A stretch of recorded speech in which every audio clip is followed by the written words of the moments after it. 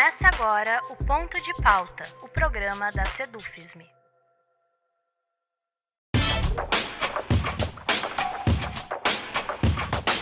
A greve federal docente, que aqui em Santa Maria já completa mais de 50 dias, traz diversas reivindicações ao governo federal.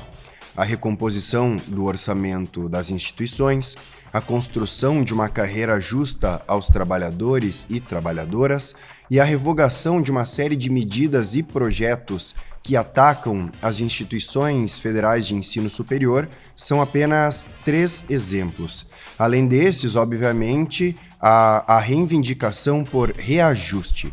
Nesse caso, a cobrança por um reajuste se dá a partir de uma série de dados que apontam para uma grande defasagem salarial. E é sobre isso que vamos falar no nosso ponto de pauta de hoje. Para tanto, temos como convidada Mariel Angeli Lopes, economista e supervisora do escritório do Distrito Federal do Departamento Intersindical de Estatística e Estudos Socioeconômicos, o DIEESE. Eu sou Rafael Balbueno e o nosso ponto de pauta de hoje é a defasagem salarial da categoria docente. Mariel, em primeiro lugar, eu gostaria de agradecer imensamente pela tua disponibilidade em conversar conosco. Claro, obrigada pelo convite, obrigado pelo convite para poder falar um pouco aqui, especialmente dessa questão que está tão latente, né, que é a situação dos professores das universidades e institutos técnicos federais. Certo. Mariel, para começar, acho importante desenharmos o cenário que se apresenta hoje. Sendo assim, eu te pergunto, qual é a estimativa que se faz da proporção da defasagem salarial da categoria docente e como essa defasagem foi sendo construída? A gente, né, tá tendo as discussões causadas pelas paralisações dos professores, né, e acho que uma parte grande da população não consegue, né, assim, ter acesso a todas as informações que são necessárias para entender que tem uma defasagem salarial muito grande, né. A gente realizou um estudo no ano passado, mostrando que no período entre 2010 até 2023, em algumas das categorias, né, dos professores, a gente tem uma defasagem salarial superior a 25%. Né? Então, assim, a perda varia de acordo com a denominação, né? Então, a gente tem desde os professores adjuntos, assistentes, associados e titulares, e a gente observa que, principalmente para os professores que têm os vencimentos, né, salariais mais baixos, há uma perda muito relevante do poder de compra dos salários nos últimos 13 anos. Né? Então, a discussão da greve desse ano se dá muito em cima disso. A gente tem uma dificuldade de colocar esses professores na universidade, né? E eles têm salários muito baixos, muito aquém do que é necessário, né? E muito aquém do que a sociedade também imagina, né? Acho que uma outra coisa que é interessante é isso também. A sociedade imagina que os salários dos professores são bem mais elevados do que eles de fato são, né?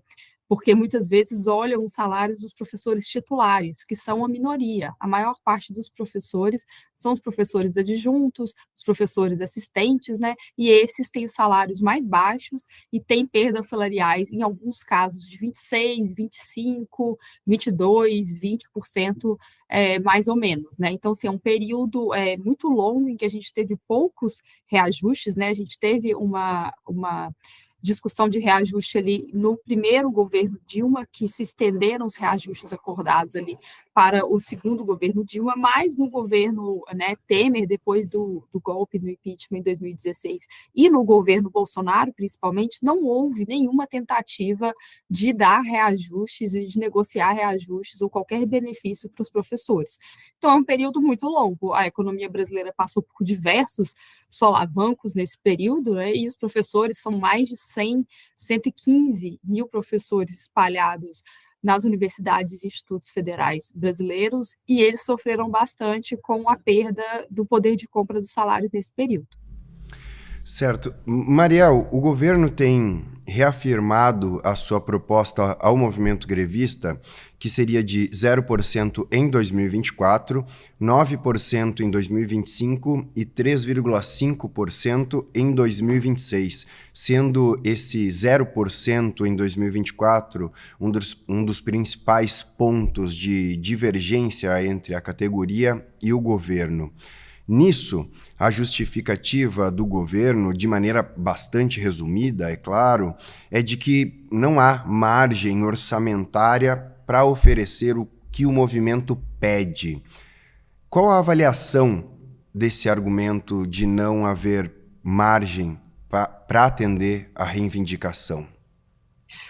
Eu acho que esse argumento, assim, do governo, eles utilizam, né, explicações bem razoáveis, mas a gente tem que levar em conta de que a margem para um reajuste salarial, ela é construída, né, e o governo se engajou em negociações desde o ano passado e construiu essa margem de negociação para algumas categorias, que vão ter reajustes esse ano, que vão ter alterações na tabela, que às vezes não vão ser agora em maio, né, mas que vão acontecer já a partir de agosto de 2024. Então, assim, por que que não há um esforço maior? Porque toda a discussão de orçamento público que a gente faz, a gente sabe que o orçamento ele é fruto de uma disputa de interesses, né, no Congresso, os congressistas principalmente, muitas vezes, né, têm os interesses muito diferentes da sociedade, mas o governo tem espaço para construir dentro do Congresso, né, uma coalizão para aprovar reajustes para os professores, dado que é um governo que propagandeia tanto o seu apoio à educação, a importância da educação pública, a importância da educação federal, né, dos centros de excelência, que são as universidades e institutos federais de educação.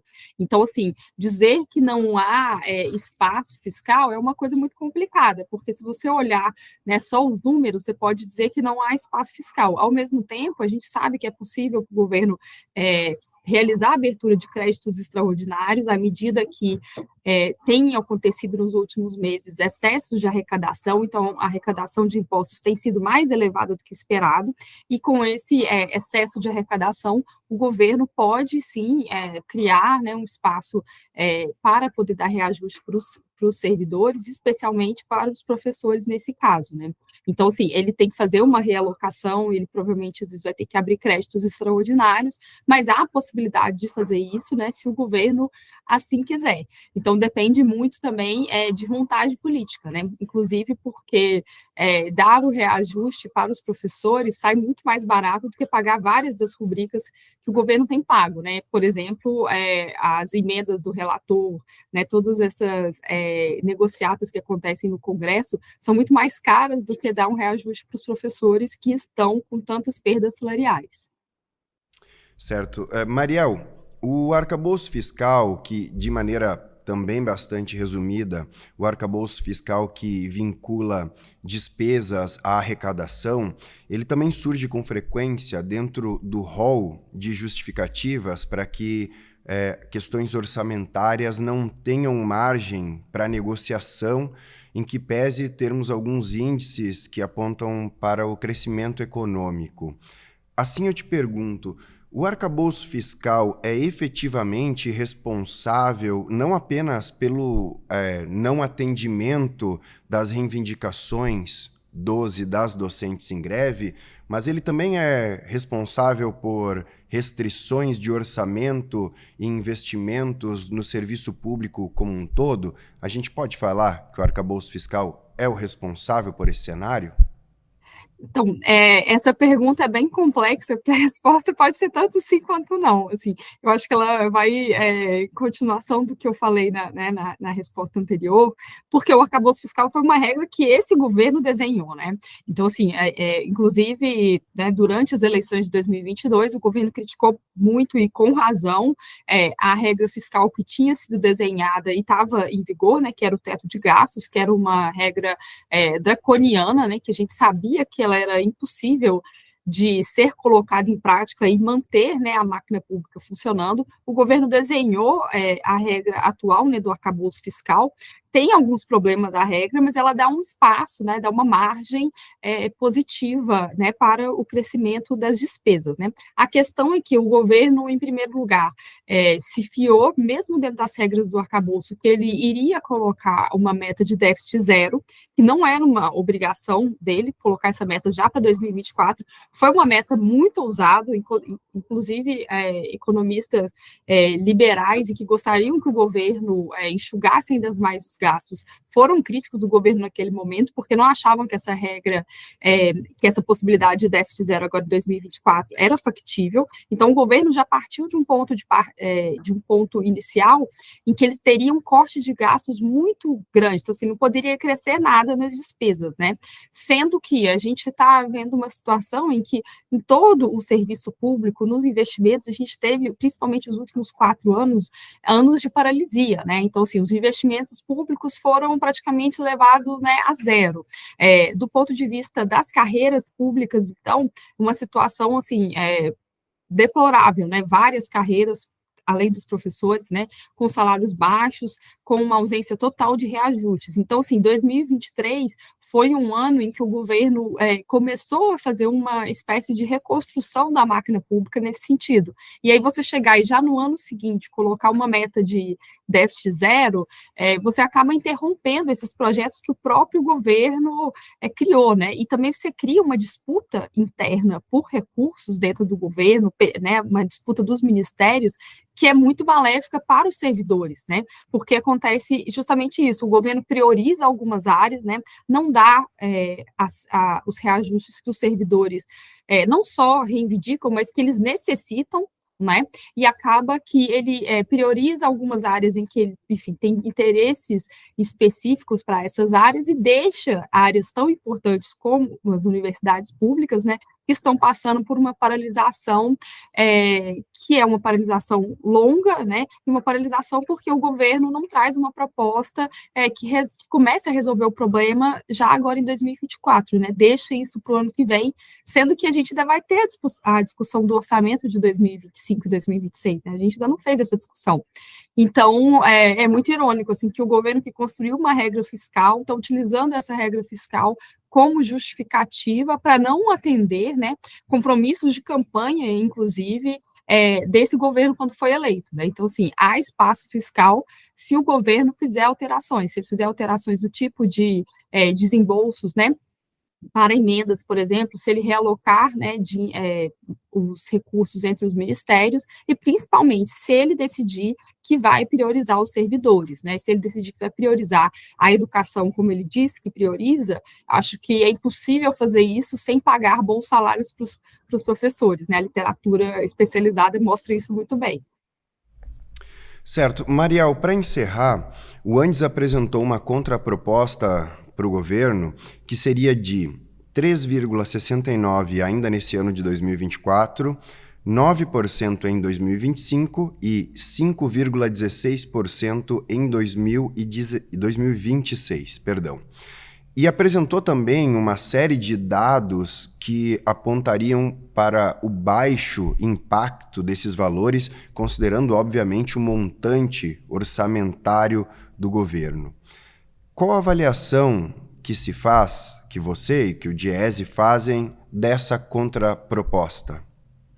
Então, essa proposta, né, assim, para o governo era bem interessante porque ele pelo menos já resolveria a questão da inflação desse ano, né? A gente não deixaria entrar em mais um ciclo que a gente tem perdas salariais e vários anos sem reajuste. Então, assim, a proposta ela tem um ponto de partida bem razoável, não está pedindo nada absurdo para o governo, justamente porque a inflação dos 12 meses terminados, né, agora em abril, ou seja, a inflação da database de maio, foi 3,69. Então, é uma proposta que praticamente, né, resolve essa questão da inflação e para os próximos anos traz um ganho real, né, seria uma proposta com um reajuste total, né, entre 2024 e 2026, de quase 19%, né, mas como eu mesmo falei, a gente tem algumas das categorias dos servidores que têm perdas acumuladas superiores a 25%.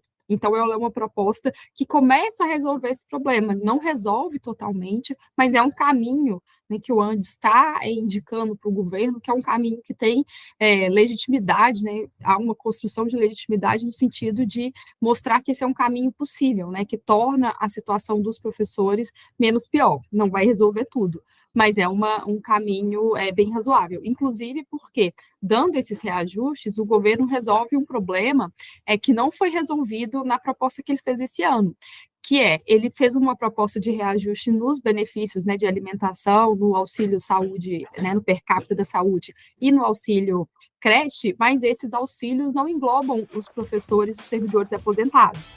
Então, para atender esses professores, a gente precisa de ter reajuste salarial. E aí essa proposta é bem positiva nesse sentido, porque foca no mais importante, que é o salário dos professores. Certo. Mariel, eu gostaria de agradecer pela tua disponibilidade, pela tua atenção em conversar conosco. Obrigada. Certo, muito obrigado.